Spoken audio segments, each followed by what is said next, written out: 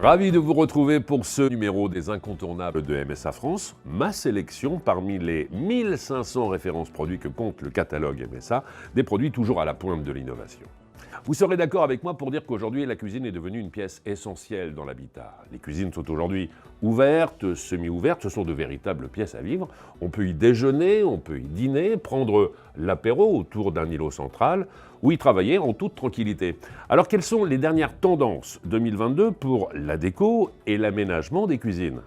Pour en savoir plus, allons retrouver Naomi Villemay. Elle est nouvelle recrue au bureau d'études d'MSA France. Elle nous attend là-bas.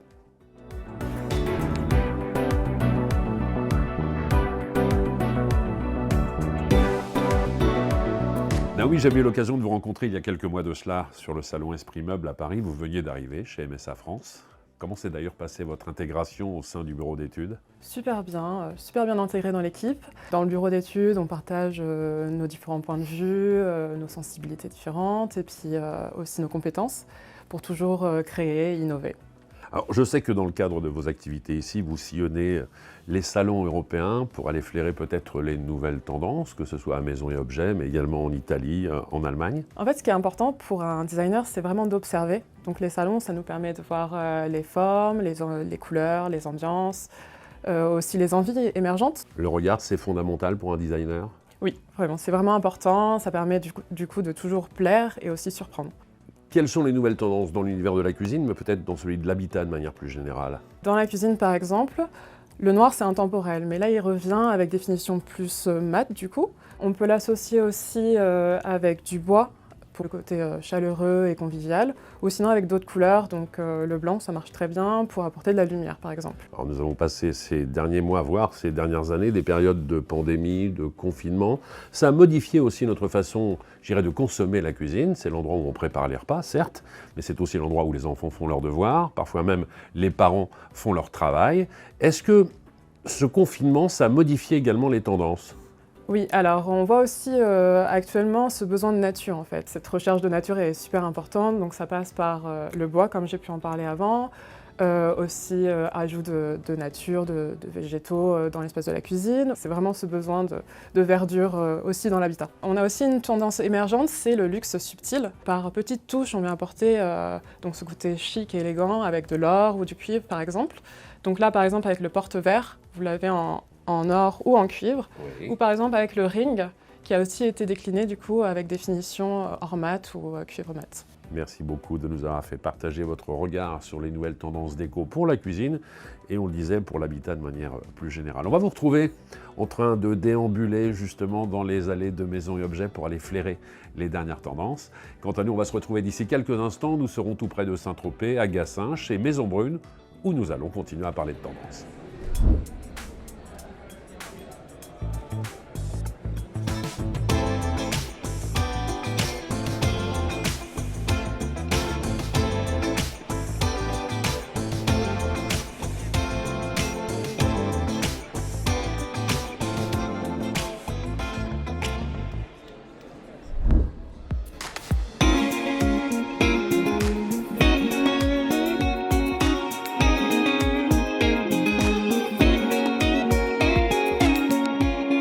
Voici à Gassin, près de Saint-Tropez, chez Maison Brune, pour parler maintenant des tendances dans la cuisine.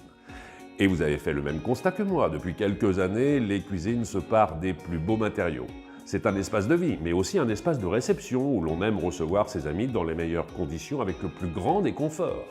Quand vous arrivez chez un professionnel de l'agencement, on vous propose une matériothèque, comme celle-ci, pour faire les bons choix.